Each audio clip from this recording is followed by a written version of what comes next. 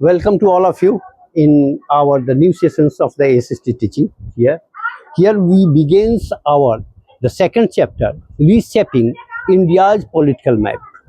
हम लोग इस सेशंस में भारत के जो पॉलिटिकल मैप है वो किस तरह से चेंज किया है टाइम टू टाइम, इसी के बारे में देखेंगे. Civilizations from the civilizations, all the territory has their own shape.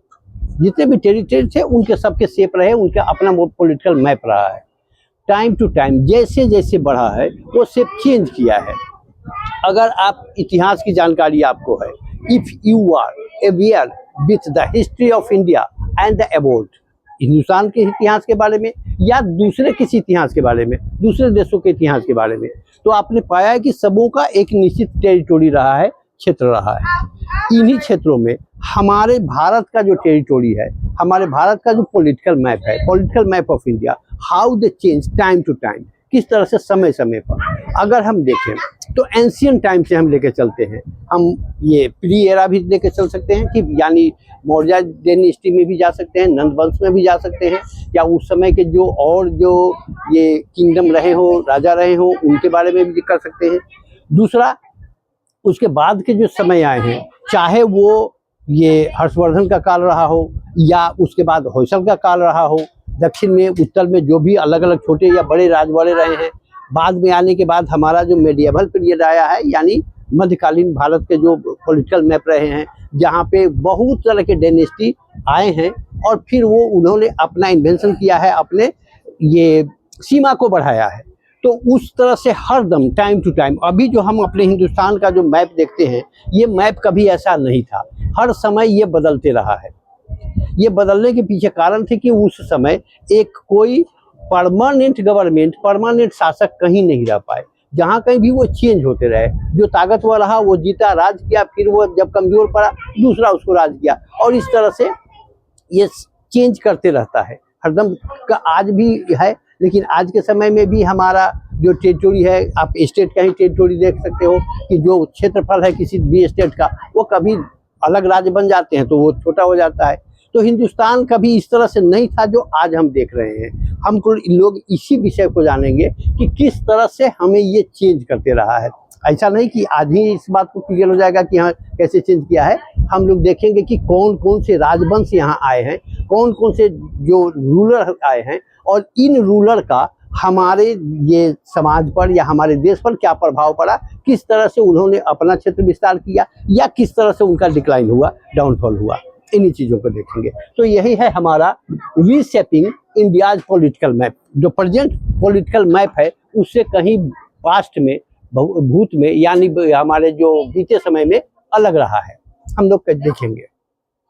मुख्य रूप से हमें जानना है यहाँ पे खास करके जो मेडिएवल पीरियड के बारे में. यहाँ पे तो मेडिएवल पीरियड के बारे में जब हम आप किताब के बारे में जाते हैं तो वहाँ पे पाते हैं कुछ अलग अलग चीज़ें.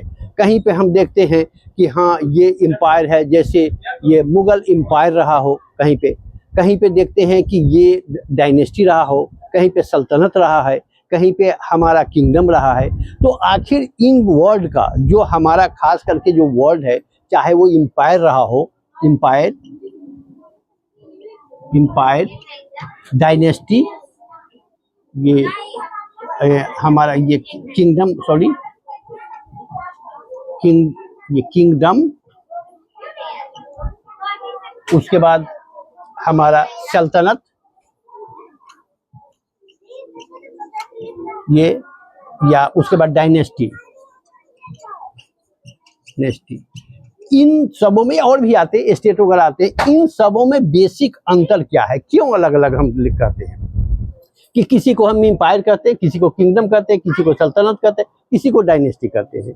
इन चीज़ों को जानना है. देन आफ्टर हम लोग इस बात को क्लियर करेंगे कि हाँ इनको क्यों कहा गया. पहले हम आते हैं एम्पायर से. जैसे आपने सुना होगा कि एम्पायर में अशोका द ग्रेट रहे हैं, मौर्य रहे हैं ज़्यादा, और ये उस अकबर रहे हैं. तो अकबर जो है वो एम्पायर, ठीक है, अकबर का एम्पायर रहा है. मुगल एम्पायर हम लेके चलते हैं, तो मुगल एम्पायर या ये ब्रिटिश एम्पायर, ये सब नाम सुने होंगे ना, ब्रिटिश एम्पायर. ये तो ये एम्पायर शब्द अलग अलग, राजा तो वही रहे हैं, एम्पायर क्यों नाम दे देते हैं भाई. जैसे अपने यहाँ देश में कि अभी जो पॉलिटिकल है, किसी को हम राष्ट्रपति मानते हैं, किसी को हम प्रधानमंत्री मानते हैं, कोई अलग है कोई अलग, तो इन चीज़ों को एक रिलेट करते हैं। यहाँ पर भी वही बात आती है कि एम्पायर किसको करते हैं। तो एम्पायर ये ह्यूज एरिया कमांड बाय ये गवर्नमेंट, ह्यूज एरिया, बहुत बड़ा एरिया जो गवर्नमेंट के द्वारा कमांड किया जाता है, जिस एरिया में different type of the land, region, cult सब रहे हो अलग अलग। यानी हम भी अगर भारत को कहते हैं तो हम कहते हैं भारत का ये विविधता है, डिफरेंसेज है बहुत सारा, लेकिन फिर भी हम यूनाइट है। तो यहाँ पे एम्पायर शब्द में जो हम आते हैं, ये एम्पायर की ह्यूज एरिया कंट्रोल्ड बाय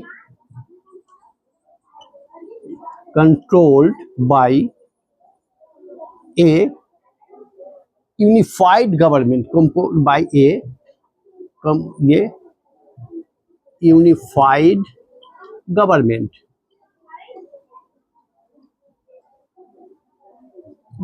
ये यानी एक सेंट्रलाइज है। जैसे मुगल कालीन के बारे में हम पढ़ते हैं, ठीक है, हमारा मुगल कालीन, तो मुगल के बारे में पढ़ते हैं ये, तो मुगल एम्पायर रहा हो, तो मुगल एम्पायर कहाँ, आगरा या दिल्ली से कंट्रोल हुआ, लेकिन कहाँ, हिंदुस्तान के बड़े बड़े भागों पे, चाहे वो मुल्तान पेशावर रहा हो या हमारा दक्षिण के मराठा तक पहुंचा हो। ये तो ये जो है कि huge area, large area, huge area कहिए या लार्ज एरिया कहिए, लार्ज लैंड एरिया, जहाँ पे एक आदमी के द्वारा अलग अलग क्षेत्रों में शासन चलाया गया हो और सबको कंट्रोल एक जगह से किया गया हो। अब ये नहीं कि सब एक ही, तो वहाँ के जो ये चीज रहे हैं, ऐसे जो ह्यूज एरिया में अलग अलग छोटे बड़े राजा रहे होंगे, छोटे बड़े शासक रहे होंगे, और वो सब इनके अधीन रहे, कंट्रोल इनका रहा। ये अब इसके बदले में क्या भाई, हर जगह हम नहीं देख सकते हैं। जैसे आप एक बात कीजिए, हिंदुस्तान में दिल्ली में शासक है और दिल्ली से सब जगह कंट्रोल नहीं किया जाता, तो क्या करते हैं, डिसेंट्रलाइज कर देते हैं, सेंट्रलाइज के बदले डिसेंट्रलाइज कर देते हैं। और डिसेंट्रलाइज कहाँ आता है, हम एक जगह उसको रोक लेते हैं, मतलब ये अलग अलग, बिहार हो गया, बंगाल हो गया, उड़ीसा हो गया, ये उत्तर प्रदेश हो गया, इन जगहों के अलग अलग गवर्नमेंट हो गए, इन गवर्नमेंटों में अलग अलग हम ये कमिश्नरी बांट देते हैं, कमिश्नरी के बाद में हम जिला बांट देते हैं, पंचायत लेवल तक ले आते हैं। यानी decentralisation of the peoples who can govern, who can control and also develop the society. Society का जो बात है उसको डेवलप करना है। तो ये यही चीज़ यहाँ। तो अकबर रहे या ब्रिटिश एम्पायर की बात करते हैं, ब्रिटिश एम्पायर की बात करते हैं। हिस्ट्री को अगर कहानी के रूप में हम लेके चलेंगे तो बड़े अच्छा इम्पैक्ट पड़ेगा। तो ये ब्रिटिश एम्पायर कहाँ से, इंग्लैंड से, दुनिया में राज, हर दुनिया में अलग अलग देश का अलग अलग वो भाषा है, रहन सहन है, लैंडस्केप अलग है, कल्चर अलग है, रिलीजन अलग है कि नहीं है, बोली यानी लैंग्वेज अलग है, लेकिन सब के सब वो कंट्रोल करते थे कि नहीं। अकबर के समय में भी था वही कि कहाँ भाई, पंजाब की तरफ की अलग भाषा रही होगी, दक्षिण की तरफ की अलग भाषा रही होगी, पूरब की तरफ अलग भाषा रही होगी। तो इन जगहों के जहाँ पे भाषाएं अलग है, लैंग्वेज अलग अलग है, कल्चर अलग अलग है, लैंड्स अलग अलग है, वहाँ के लिविंग अलग है, एटमोसफियर अलग है, फिर भी rather than this differences all this territory is being controlled by ये सेंट्रल पावर। अब यहाँ पे यहाँ के छोटे छोटे इन सबों को क्या किया, सबों को मनसब सूबेदार बना दिए जाते थे। तो ये हो गया हमारा एम्पायर कि जहाँ पे डिसेंट्रलाइज था। तो एक तरह से हम कह सकते हैं कि ऐसा शासन जो हमारा था वो अलग अलग जगहों को, अब ये सब के सब क्या था, जो डिसेंट्रलाइज थे, तो इनको अपने under control of the central supremo मानना होता था। सब कोई उन्हीं का जो होगा वही से आएगा। अकबर के समय में अकबर का जो फरमान निकला सब जगह के लिए हुआ। वहाँ के जो सूबेदार हैं रहे हैं, वहाँ के जो और करने का मतलब जो सूबा बनाते थे, आज जैसे प्रोविंस है ना, उस जमाने में सूबा बना देते थे। तो उस सूबा में ये जो लोग कंट्रोल करते थे, सूबेदार होते थे, उनके पास कुछ मिलिट्री पावर होता था, उनके पास मॉनेटरी पावर होता था, उनको डेवलप, और वो ये क्या करते थे, टैक्स कलेक्ट करते थे। और टैक्स कलेक्ट करने के बाद किसको देते थे, वो अपने यहाँ कुछ खर्चा जो दिया हुआ है, मतलब एक तरह से बोलिए कि परमिटेड जो अमाउंट है वो आप ले लिए कि हाँ हमको आपको इतना खर्चा करना है, बाद बाकी आपको दे देना है सेंट्रल को, ठीक है। आज के समय में उसी बात नहीं है। सेंट्रल जो आता है वो सेंट्रल से स्टेट की तरफ आता है, यहाँ पे स्टेट से सेंट्रल को नहीं जाता है। लेकिन उस समय से ये स्टेट से सेंट्रल की तरफ, यानी सूबा से केंद्र की तरफ जाता था। तो ये हो गया एम्पायर। तो I hope so that empire के बारे में आप समझ गए कि बहुत बड़ा एरिया जहाँ के लोग अलग अलग तरह के हो, एरिया में अलग अलग तरह का कल्ट हो, वहाँ रिलीजन अलग हो, लैंड्स अलग हो, खान पान अलग, मतलब लिविंग अलग अलग रहा हो, हम वहाँ का सिचुएशंस अलग हो, क्लाइमेटिक कंडीशंस अलग अलग रहे हो, ये लैंड का जो स्केप है ट्रॉपिकल से, ये सिचुएशंस अलग अलग रहा हो, वेजिटेशंस अलग रहे हो, लेकिन सब के सब यूनिफाइड कंट्रोल बाय सेंट्रल से होते रहे हो एक जगह से, वो हमारा एम्पायर। अब दूसरी बात आती है हमको किंगडम। ये हमारा किंगडम, किंगडम जैसा नाम है किंग, किंग से, किंग मतलब क्या होता है? राजा। और राजा एक खास क्षेत्र में उनका अपना, जैसे बहमनी किंगडम आपने नाम सुना होगा, चोला किंगडम है ना, बहमनी किंगडम, चोला किंगडम। ये क्या है कि अलग अलग जगहों पे एक खास क्षेत्र में, पूरा विस्तृत क्षेत्र नहीं, ये एक परमिटेड एरिया कहिए, एक ये मतलब बहुत बड़ा नहीं कह सकते, ह्यूज नहीं कह सकते, परमिटेड एरिया। अब ये नहीं, तो ये परमिटेड एरिया में, परमिटेड एरिया का वो कंट्रोल है, कंट्रोल ऑन ए, या कह सकते हैं कि कंट्रोल्ड अपॉन ए परमिटेड एरिया। एक खास क्षेत्र में ही उनका प्रभाव है, वहीं का वो टैक्स वसूल सकते हैं, वहीं पे वो गवर्न कर सकते हैं, वहीं पे जो डेवलपमेंट करना है वो कर सकते हैं, और उनको खास के दूसरे राज्यों से विशेष नहीं, ये है अपने के क्षेत्रफल को ही देखना है। तो ये किंगडम में आ गए।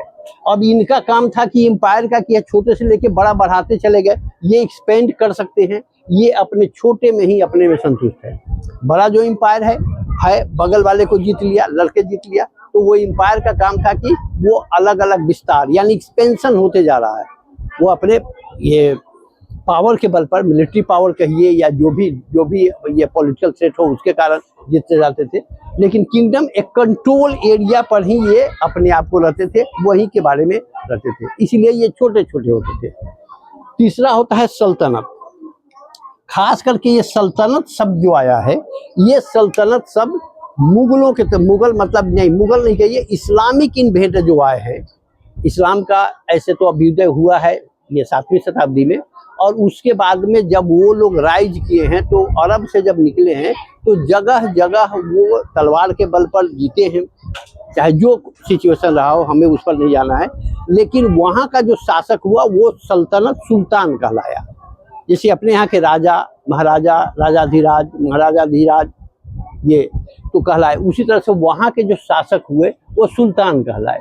और उस सुल्तान के अंदर में जो स्पेसिफाइड एरिया हुआ, टेरिटोरी हुआ, क्षेत्र हुआ, उसको वो लोगों ने सल्तनत कहा। जैसे बहमनी सल्तनत कर सकते हैं हम, आया है बहुत सारा, ये बहमनी किंगडम कहते हैं हम, ये आपसे कहते हैं ये, और बहुत सारे सल्तनत में आए हैं, हमको सल्तनत में लेके चलते ही हैं हम। ये जैसे दिल्ली सल्तनत, ठीक है ना, दिल्ली में जो गवर्नमेंट बना वो दिल्ली सल्तनत के नाम से जाना गया। तो वो वहाँ का शासक कौन होता था? सुल्तान होता था, यानी मुस्लिम रूलर, जो खास करके कि ये उस एरिया पर अपना डोमिनेशन था, कब्जा करके रहते थे, और जो ये अपना जो डेवलपमेंट हो नहीं हो ये इट डजंट मैटर, लेकिन जो उनका जो कंट्रोलिंग था तो वो किसी खास व्यक्ति के द्वारा होता था, जिसको सुल्तान कहा जाता था, अरबी भाषा में सुल्तान। और उसी के वो जो उनके अंडर में जो एरिया कंट्रोल रहा उसको सल्तनत कहा गया। तो ये सल्तनत हो गया, यानी स्पेशली रूल्ड और कंट्रोल्ड बाय द मुस्लिम ये रूलर। तो स्पेशली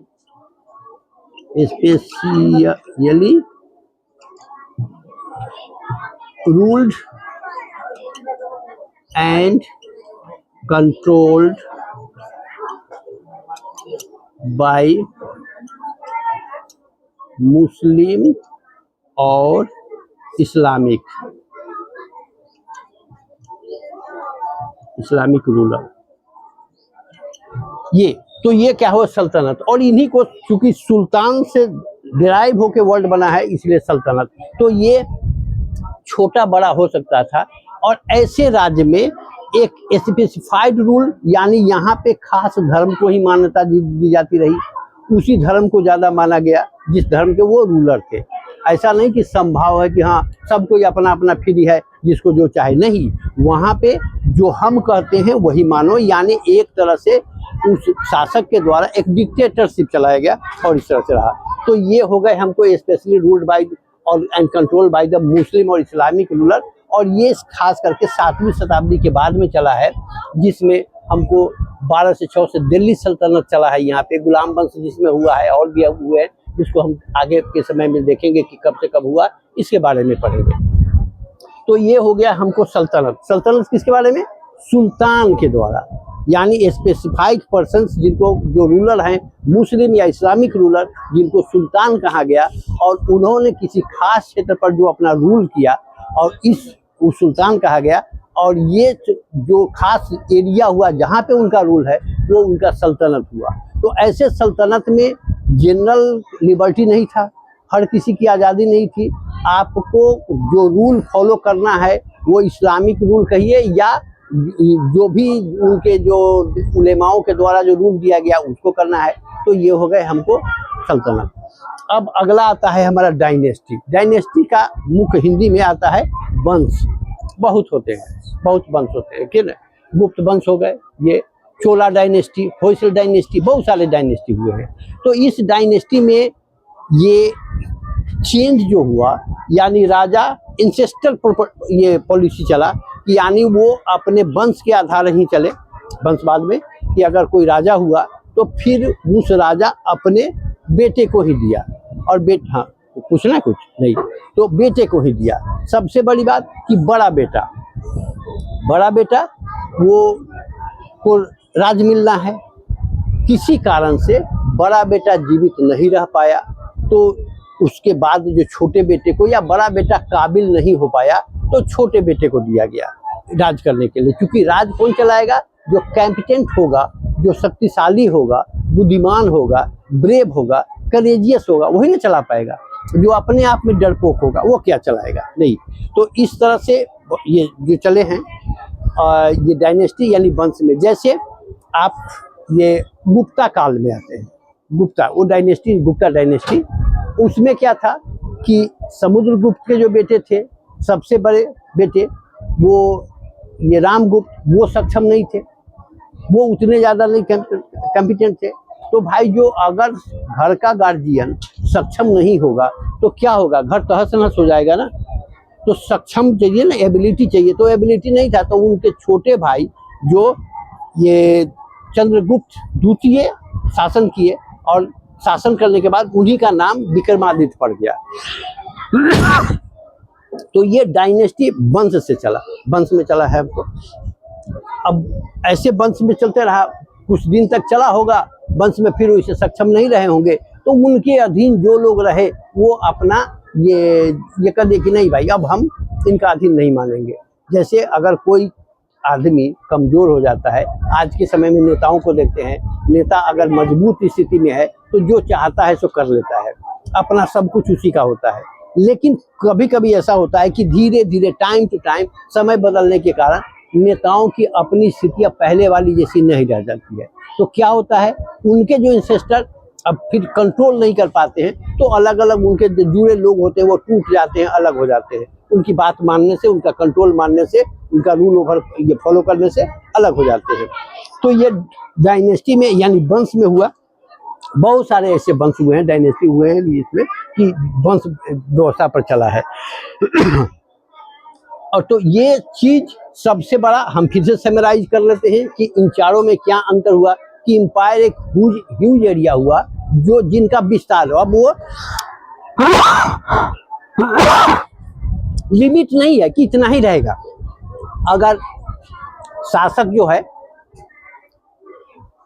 जिसको इम्परर कहते हैं, इंपायर से इम्परर बना है, तो अगर इम्परर बहुत मजबूत है, शक्तिशाली, तो वो अपना क्षेत्र बढ़ाते बढ़ाते चला गया, एक जगह नहीं रह पाया, क्षेत्र बढ़ाते बढ़ाते रहा। और ये क्षेत्र दूर दूर तक चला और वहाँ तक कंट्रोल भी रहा। अब यहाँ पे बहुत कुछ हुए हैं। ये जैसे सबसे बड़ा आज के समय में भी हम कहते हैं कि चंद्रगुप्त मौर्य का जो शासन था वो इधर में अफगानिस्तान के आगे ईरान के सीमा तक फैला हुआ था। हिंदकुश से लेके पाकिस्तान जो अभी है अलग, हिंदुस्तान का भाग, ये सब इसी में था। और फिर इधर असम वगैरह से आगे जाके बर्मा के कुछ भागों तक नक्शा बताता है, जिसको आज के समय में हम कहते हैं कि हमारा जो यूनिफाइड यानी संयुक्त भारत जो कहते हैं, जो अब ना टूट के अलग हो गए, बांग्लादेश हो गए, फिर ये पाकिस्तान बदल गया, अफगानिस्तान कभी टूटा, म्यांमार कभी हम में था, सब के सब।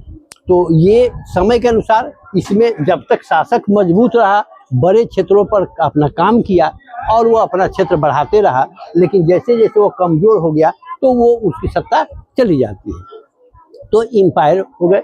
अब किंगडम में भी हमने कर दिया कि एक परमिटेड एरिया का जो हो गया वो हमारा किंगडम हो गया, जहाँ के किंग शासन होते थे वो। इसमें अब ये नहीं कि हिंदू हो या कोई है नहीं है, लेकिन इसमें किंगडम में सबों की आज़ादी एक तरह से होती थी कि नहीं, हम अपने धर्म को, अपने विचार को, अपना कल्चर है, अपना जो ट्रेड है, ट्रेडिशंस है, उसको हम मानते रहेंगे।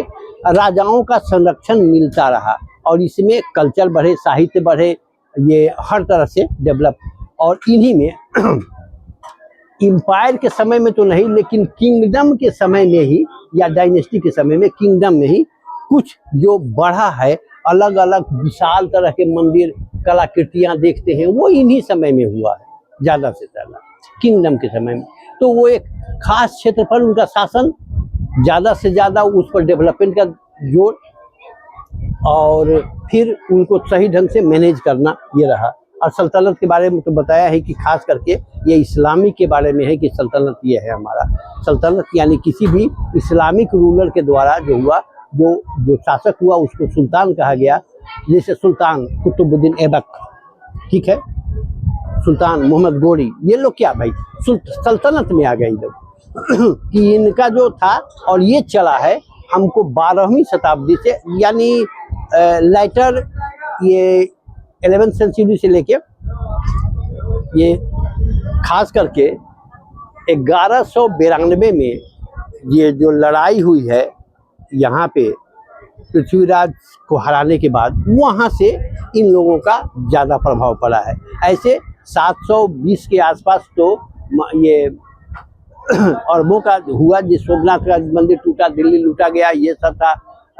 उसके पहले हुन कुषाण की बात अलग थी, ये लोग भी बाहर से आए हैं हमारे यहाँ, सब कोई हुन है, कुषाण है, शक है, ये सब इन लोगों से पहले रहे हैं, लेकिन वो यहाँ आए, रच बस गए, लेकिन कुछ लोग जो आए यहाँ पे अपना लेके चले आए। तो यहाँ पे ऐसे लोगों का जो एम्पायर या सुल्तान, इन लोगों को आने का मेन कारण ऐसा नहीं था कि यहाँ पे ये वहाँ पे धन नहीं था, ठीक है, वहाँ नहीं था, वहाँ खेती नहीं, बंजर भूमि, खास करके जो अरब से लोग आए हैं वो खेती नहीं है, भूमि नहीं है, तो उनको एक लड़ाकू प्रजाति के रहे हैं वो ज़्यादा, मतलब एक तरह से एक कह सकते हैं कि मार्शल कॉम में माना जा सकता है थोड़े समय के लिए कि हम भाई किसी को लूट लेना। वो मार्शल कॉम को तो नहीं कह सकते हम, मार्शल कॉम का कुछ दूसरे रूप में परिभाषित किया जा सकता है, उसका डिफिनेशन हम दूसरे रूप में देंगे, लेकिन वो ज़्यादा रहे कि लड़ने में अपना विश्वास रखे। और होता नहीं कि किसी के पास कुछ नहीं है तो क्या करेंगे, लड़ लो, तो वो वहाँ से आते रहे अरब से, चाहे वो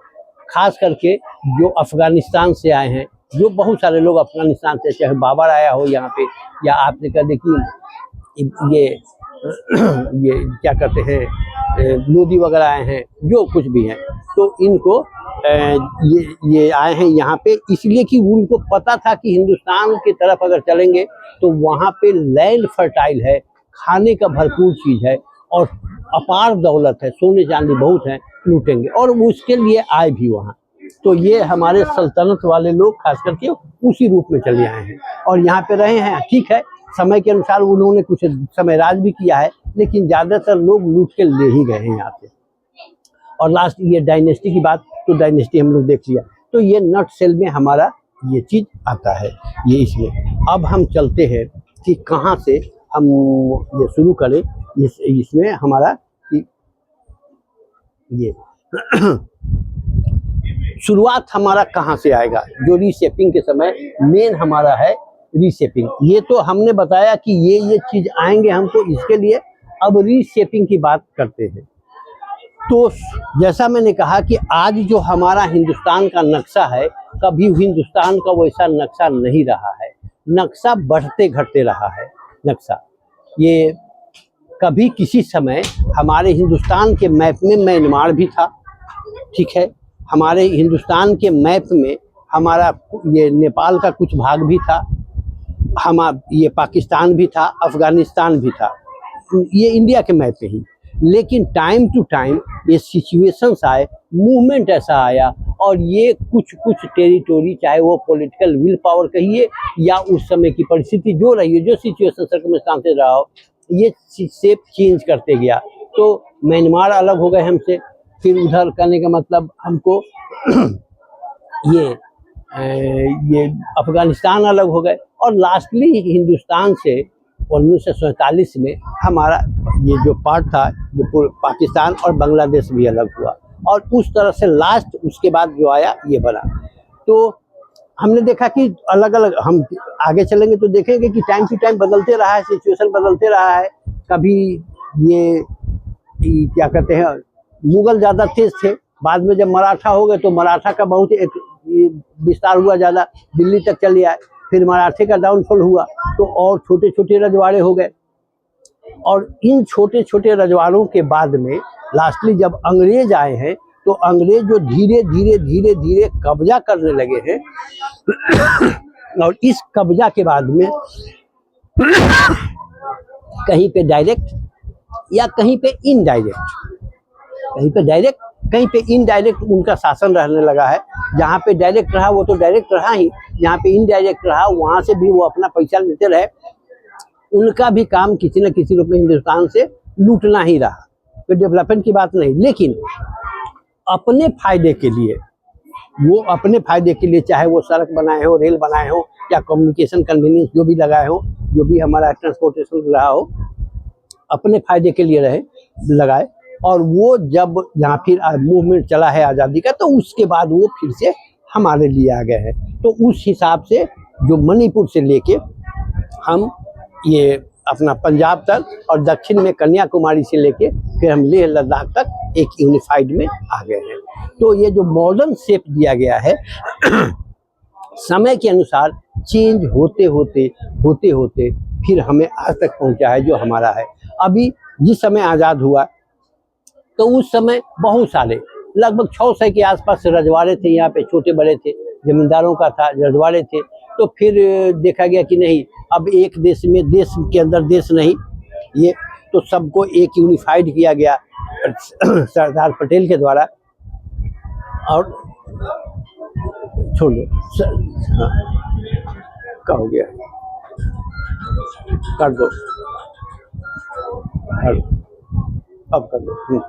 तो सरदार पटेल के द्वारा एक सबों को विलय कराया गया, मिलाया गया, और एक इंडिया का शेप दिया गया जो आज हम ये नक्शा देखते हैं। तो इन नक्शा को बनने में, हिंदुस्तान का जो हमारा नक्शा बना है, इस नक्शा के बनने में बहुतों साल लगे हैं। बहुत बार ये अलग अलग ढंग से बने बिगड़े हैं, और फिर से लास्टली 1947 से लेकर 1948 के बीच ये सब के सब हमारे एक यूनिफाइड हो गए। कुछ समय के लिए, थोड़े समय में, जो गुजरात का जूनागढ़ या हैदराबाद, जो वहाँ तेलंगाना का हैदराबाद कहिए, या गोवा, ये नहीं थे हमारे में, लेकिन बाद में इनको मिलाया गया। कश्मीर भी आया, लेकिन वो कुछ ये पॉलिटिकल वो विल पावर कहिए नेताओं का, कि कुछ हम जीत पाए, कुछ हमको छोड़ दिए, जो आज तक वैसा ही रह गया। तो हमें जो अभी जो मैप आप देखते हैं, पॉलिटिकल मैप, वो वर्तमान का पॉलिटिकल मैप समय समय पर बदलते रहा है, और आज के समय में जो हमारा है, हम इसी की रक्षा करते हैं और इसी को कहते हैं कि यूनिफाइड है। जिस आधार पर हमें आज के समय में ये अलग अलग ये स्टेट्स हैं, यूनियन टेरिटोरी है, एक हमारा गवर्नमेंट है, कंट्रोल करने के लिए हमारे पास अपनी सेना है, यानी ऑल आर वेल डिफाइंड अगर कहा जाए गवर्नमेंट तो हमारा है। तो ये है। अब इसी को फिर हम अगले दिन आगे लेके चलेंगे कि कैसे होता है। ठीक है, अब कर दो।